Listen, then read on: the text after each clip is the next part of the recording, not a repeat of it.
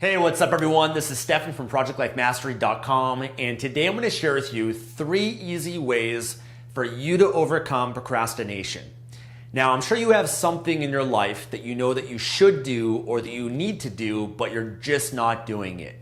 Maybe that's going to the gym. Maybe that's exercising. Maybe it's to lose weight. Maybe that's to make a call. Maybe that's to work on your business. Maybe it's for you to do your taxes or your accounting, your bookkeeping, or something that you know that you should do, but you're not doing it. You procrastinate. Now, before I share with you guys the 3 ways to overcome that, let's first look at why do we procrastinate?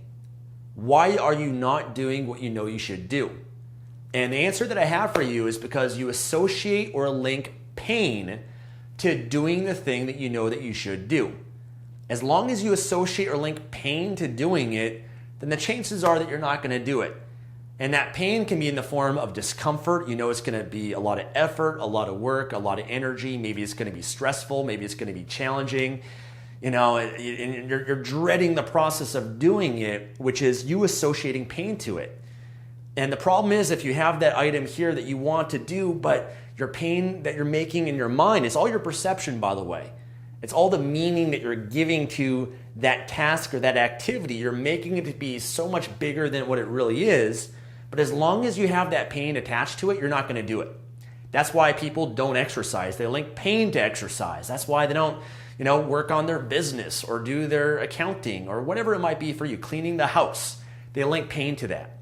So the first tip that I have for you, the first way to overcome this is whatever that pain that you have there, you can either lower that pain and change your perception of what it is that you need to do, or you can increase your desire.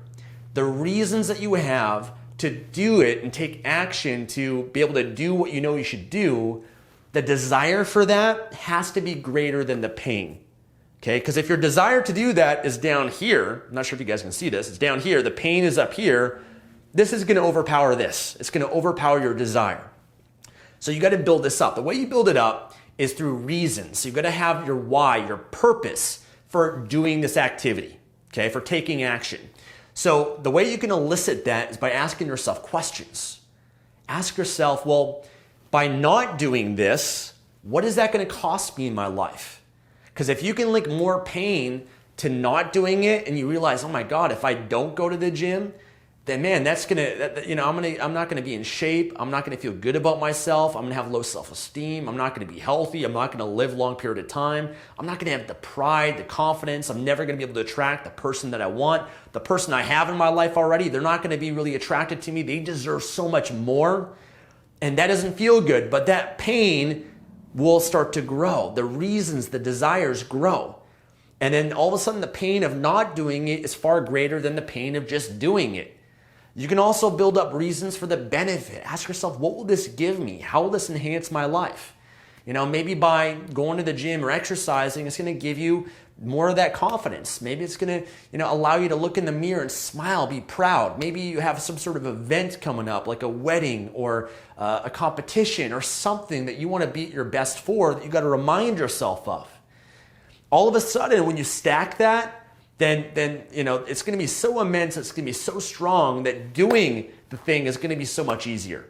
Okay, so understanding how pain and pleasure works, understanding why you're not doing it, link a consequence to not doing it, as well as linking the benefit, the pleasure to actually doing what you know you should do.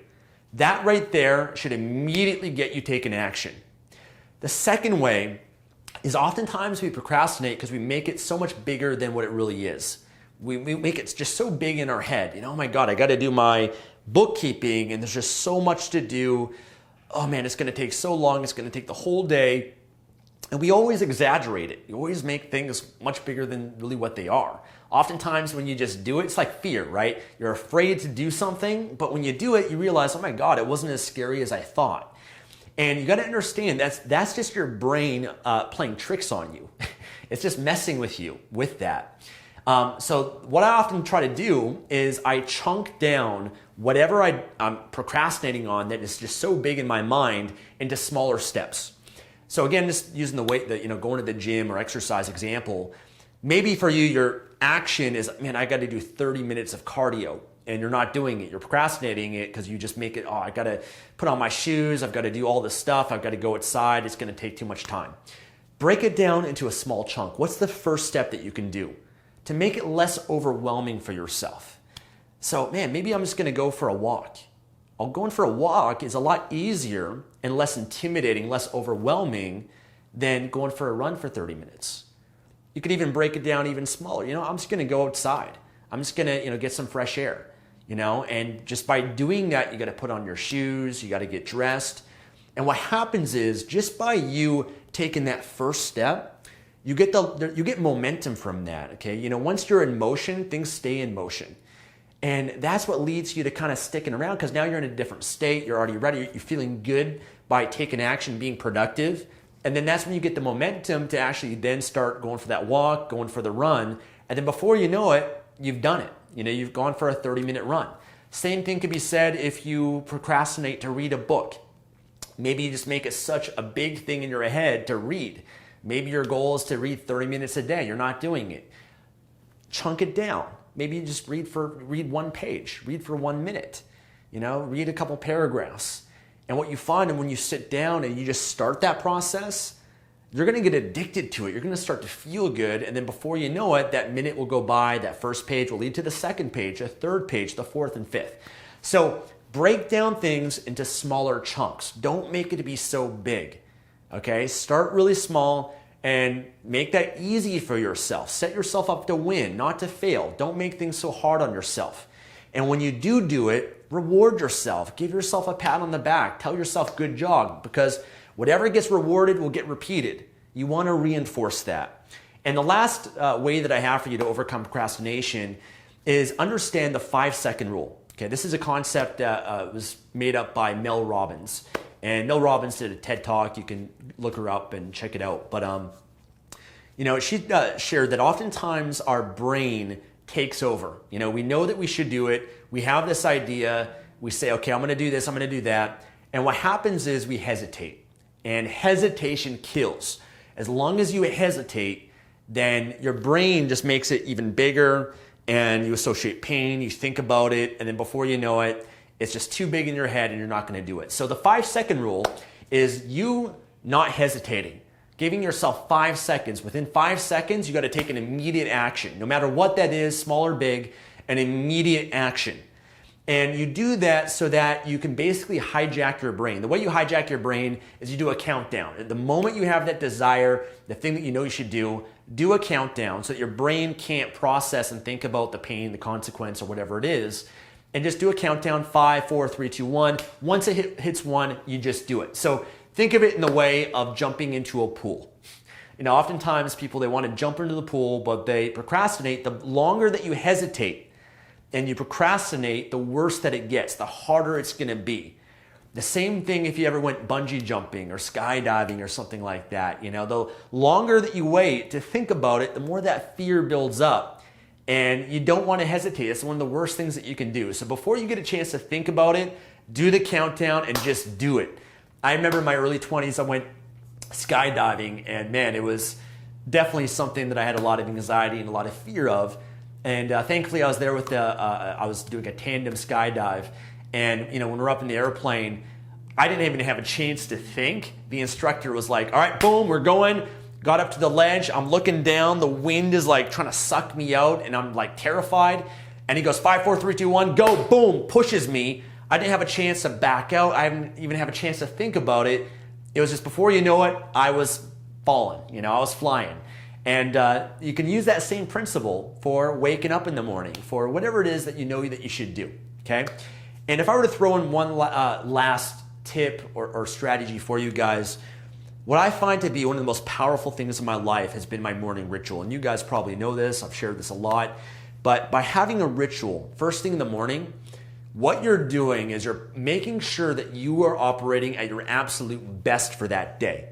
You're putting yourself first. You're giving yourself energy. Often, first part of the morning, you have the most willpower as well. So it's a lot easier to do things in the morning versus later on in that day when you're more tired and exhausted. But you're preparing yourself to be at your best. When you're at your best, you're going to be unstoppable, man. There's going to be things that come up throughout the day. You're going to be able to do it so much easier because of the state that you're in, because of just how you feel. And oftentimes what we do is based on the emotional states that we're in. Our states, our thoughts determine our feelings determine our actions. So if you set off the beginning of the day to make sure that you've got the right thoughts, you've got the right feelings, the right state of mind, and you're making sure you're healthy, you're strong, you're vibrant, you're alive. I find, man, I'm just on fire for the rest of the day. I have no problem taking on those big tasks, those big leverage activities in my life because of that ritual that I did to make sure that I'm at my best. If you don't have a ritual and you just wake up and you're tired, you're groggy, you don't feel like it, you're stressed, then yeah, I can see why, it's hard to get yourself to do anything. So that's why that ritual is so powerful. I'm not going to go too much into it in this video. I've got other videos where I've talked about rituals and whatnot, but I do have a book that I want to give you. It's a PDF ebook that has 21 morning rituals. I call it my 21 morning ritual cheat sheet. And it has 21 rituals that you can immediately start applying to your life that can make a huge difference. You can apply it first thing in the morning. And I want to gift that to you for free. In order to get it, I'll have a link below this video, or just go to projectlifemastery.com/21 morning ritual, or just morning ritual cheat sheet. Again, I'll have that link there for you. Check it out. It's free. Just got to put in your name and email. And hopefully that can also help you with the procrastination and make sure that you have an unstoppable day. Thank you guys so much for watching this video, and I look forward to seeing you in the next one. Take care.